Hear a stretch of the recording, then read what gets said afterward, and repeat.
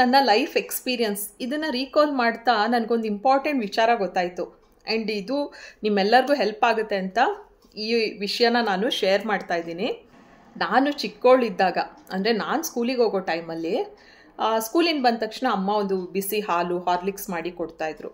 ಭಾಳ ಖುಷಿಯಿಂದ ಕುಡಿತಾ ಇದ್ದೆ ನಾನು. ಆಮೇಲೆ ಹೋಮ್ವರ್ಕ್ ಎಲ್ಲ ಮಾಡ್ತಿದ್ದೆ. ಆಮೇಲೆ ರಜೆ ಬಂದಾಗಲೂ ಅಷ್ಟೇ, ಎಲ್ಲಾದರೂ ಆಟಾಡೋಕ್ಕೆ ಹೋದರೆ ಅವಾಗ ಸೈಕಲ್ ಕಲಿತಿದ್ದೆ, ಅಂದರೆ ಪ್ರಯತ್ನದಲ್ಲಿದ್ದೆ. ಸೈಕಲ್ನ ಜೀವನದಲ್ಲಿ ತುಂಬ ಲೇಟಾಗಿ ಕಲ್ತಿದ್ದು. ಬಟ್ ಆವಾಗೆಲ್ಲ ಹೊರಗೆ ಆಟಾಡಬೇಕಾದ್ರೆ ಬಾಯಾರಿಕೆ ಆದರೆ ಅಲ್ಲೇ ಹತ್ತಿರ ಬೋರ್ವೆಲ್, ಹ್ಯಾಂಡ್ ಪಂಪ್ ಬೋರ್ವೆಲ್ ಇದ್ದರೆ ಅದರಿಂದನೇ ನೀರು ಕುಡಿತಾ ಇದ್ವಿ. ಇನ್ನು ಸ್ಯಾಟರ್ಡೆ ಸಂಡೇ ಬಂದರೆ ನಮ್ಮ ಮನೆಯಲ್ಲಿ ಬಿಸಿ ಬಿಸಿ ಕುಸ್ಲಕ್ಕಿ ಗಂಜಿ ಮಾಡೋರು ಬೆಳಿಗ್ಗೆನೆ ಬ್ರೇಕ್ಫಾಸ್ಟಿಗೆ. ಅದಕ್ಕೊಂದು ಮಿಡಿ ಉಪ್ಪಿನಕಾಯಿ ತುಪ್ಪ ಹಾಕ್ಕೊಂಡು ತಿಂತಿದ್ವಿ. ಇಲ್ಲಾಂದರೆ ಕಾಯಿಲ್ ಗಂಜಿ ಅಂತೀವಿ, ಅದನ್ನು ಮಾಡ್ತಿದ್ರು. ಇನ್ನು ಸುತ್ತಮುತ್ತ ಯಾರಾದ್ರು ನಾನ್ ವೆಜಿಟೇರಿಯನ್ ಮನೆ ಇದ್ದರೆ ಅವರು ನಾನ್ ವೆಜ್ ಫುಡ್ ಮಾಡ್ಕೊಳ್ತಾಯಿದ್ರು ಸಂಡೇ ಆದಾಗ. ಇನ್ನು ಅಮ್ಮ ಏನಾದರೂ ಬೇಳೆ ತೊಗೊಂಬಾ ಉಪ್ಪು ತೊಗೊಂಬಾ ಅಂತ ಪಕ್ಕ ಶೆಟ್ರ ಅಂಗಡಿಗೆ ಕಳಿಸಿದ್ರೆ ಅದರಲ್ಲಿ ₹1 2 ಉಳಿದಿದ್ರೆ ಒಂದು ಕಡಲೆಕಾಯಿಗೆ ವೈಟ್ ಕಲರ್, ಒಂದು ಕಡಲೆಕಾಯಿಗೆ ರೆಡ್ ಕಲರ್, ಈ ಥರ ಒಂದು ಮಿಠಾಯಿ ಇರೋದು, ಒಂದು ಸ್ವೀಟ್ ಅದು, ಇಲ್ಲ ಗಿರ್ಗಿಟ್ಲೆ, ಅದರಲ್ಲಿ ಆಟ ಆಡ್ಬೋದು, ಮಧ್ಯದಲ್ಲಿ ಅದನ್ನ ತಿನ್ಬೋದು. ಈ ಥರ ಸುಮಾರು ಸ್ವೀಟ್ಗಳು ಗಾಜಿನ ಬಾಟ್ಲೊಳಗಿರುತ್ತೆ. ಅದನ್ನು ತೆಗೆದು ಒಂದು ಪೇಪರಲ್ಲಿ ಹಾಕಿ ನಮಗೆ ಕೊಡ್ತಿದ್ರು.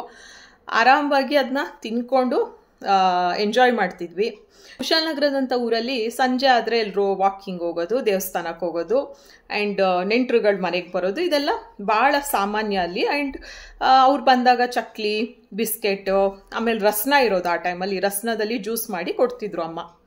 ಇನ್ನು ಸ್ಕೂಲ್ ಹೊರಗಡೆ ಅಜ್ಜಿಯರು ಕೂರ್ತಿದ್ರು. ಆರೆಂಜು, ಸೀಬೆಕಾಯಿ ಇದನ್ನೆಲ್ಲ ಕಟ್ ಮಾಡಿಬಿಟ್ಟು ಉಪ್ಪು ಖಾರ ಹಾಕಿ ಮಾರ್ತಿದ್ರು ಅದನ್ನ.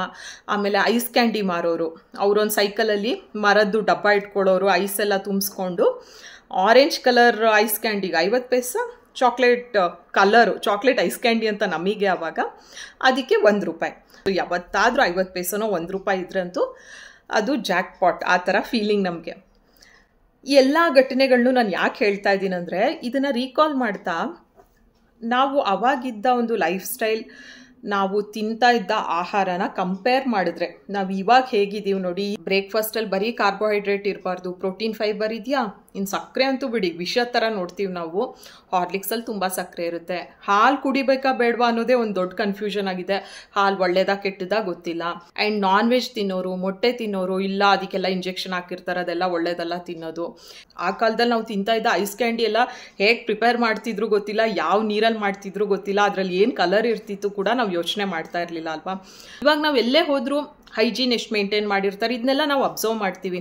ಕೊನೆಗೆ ಅವಾಗ ಎಲ್ಲಂದ್ರಲ್ಲಿ ನೀರು ಕುಡಿತಾ ಇದ್ವಿ, ಇವಾಗ ಮಿನರಲ್ ವಾಟರಾ, ಇನ್ನು ಆಲ್ಕಲೈನ್ ವಾಟರಾ. ವಾಟರ್ ಬಗ್ಗೆನೂ ಭಾಳ ಸ್ಪೆಸಿಫಿಕ್ ಆಗಿದ್ದೀವಿ. ಎಕ್ಸಸೈಸ್ಗಂತಲೇ ಸಪ್ರೇಟ್ ಆದ ಒಂದು ಟೈಮ್ ಇಡೋದು, ಅದಕ್ಕಾಗಿ ಏನೋ ಒಂದು ಸ್ವಿಮ್ಮಿಂಗ್ ಕ್ಲಾಸಸ್ ಹೋಗೋದು, ಇಲ್ಲ ಜಿಮ್ ಹೋಗೋದು, ಇದು ಯಾವುದೂ ಇರಲಿಲ್ಲ. ಇವಾಗ ಎಕ್ಸಸೈಸ್ ವಿಚಾರಕ್ಕೆ ಬಂದ್ರೂ ಎಷ್ಟು ಅವೇರ್ನೆಸ್ ಇದೆ. ಯೋಗ ಇದೆ, ಜಿಮ್ ಇದೆ, swimming classes, karate classes, dance, Zumba ಎಲ್ಲ ಮಾಡ್ತೀವಲ್ವಾ. ಹಾಗಿದ್ರೆ ನಾವು ಇವಾಗ ತುಂಬ ಹೆಲ್ತಿ ಆಗಿರಬೇಕಿತ್ತು. ಮುಂಚಿನವರ ಫುಡ್ ಕ್ವಾಲಿಟಿ ಚೆನ್ನಾಗಿತ್ತು, ಅವರು ಮಾಡ್ತಾ ಇದ್ದಿರೋ ಫಿಸಿಕಲ್ ವರ್ಕ್ ತುಂಬ ಜಾಸ್ತಿ ಇತ್ತು. ಇತ್ತೀಚೆಗೆ ಕ್ವಾಲಿಟಿ ಆಫ್ ಫುಡ್ ಸರಿ ಇಲ್ಲ, ಕೂತ್ಕೊಂಡೇ ಕೆಲಸ ಮಾಡ್ತೀವಿ. ಈ ಒಂದು reason partly correct. But one of the important factor, ಅವಾಗಿನವರು ಹೆಲ್ದಿಯಾಗಿದ್ದರು, ಇನ್ಫರ್ಟಿಲಿಟಿ ಇಶ್ಯೂ ಇರಲಿಲ್ಲ, ಆ್ಯಂಡ್ ಹೆಂಗಸರು ಎಲ್ಲ ಕೆಲಸ ಮಾಡ್ತಾಯಿದ್ರು. ಮೂಡ್ ಸ್ವಿಂಗ್ಸ್ ಇರ್ಬೋದು, ಹಾರ್ಮೋನಲ್ ಇಂಬ್ಯಾಲೆನ್ಸು ಇದೆಲ್ಲ ಕಮ್ಮಿ ಇತ್ತು. ಆ್ಯಂಡ್ ಗಂಡಸರು ಒಬೇಸಿಟಿ ತುಂಬಾ ಕಮ್ಮಿ ಇತ್ತು, ಎಲ್ಲರೂ ಮಸ್ಕ್ಯುಲರ್ ಆಗಿದ್ದರು. ಇದಕ್ಕೆ ಮುಖ್ಯವಾದ ಕಾರಣ ನನ್ನ ಪ್ರಕಾರ ಅನಿಸೋದು, ಅವರಿಗಿದ್ದ ಒಂದು ಒಳ್ಳೆಯ ಮೈಂಡ್ಸೆಟ್ ನಮಗಿಲ್ಲ. ತುಂಬಾ ನೆಗೆಟಿವಿಟಿಯಿಂದ ನಾವು ಸುತ್ತುವರೆದಿದ್ದೀವಿ. ಫುಡ್ ಬಗ್ಗೆ ಎಷ್ಟು ನೆಗೆಟಿವಿಟಿ ಇದೆ ಅಂದರೆ, ಪ್ರತಿಯೊಂದು ಆಹಾರ ತಿಂತಾನೂ ಇಲ್ವಾ, ಇದು ಚೆನ್ನಾಗಿದೆಯೋ ಇಲ್ವೋ, ಇದು ಹೆಲ್ದಿನೋ ಅನ್ಹೆಲ್ದಿನೋ ಅನ್ನೋ ಒಂದು ಥಾಟ್ ನಿಮಗೆ ಬರೋ ಹಂಗೆ ಆಗ್ಬಿಟ್ಟಿದೆ ಇವಾಗ ಜಗತ್ತು. ಈಗ ಸಕ್ಕರೆ ವಿಷ, ಹಾಲು ಕುಡಿಬೇಕಾ ಬೇಡವಾ, ಹಾಲಿಗೆ ಕಲಬೆರಕೆ ಮಾಡ್ತಾರೆ, ಅದಕ್ಕೆ ಬಣ್ಣ ಹಾಕ್ತಾರೆ.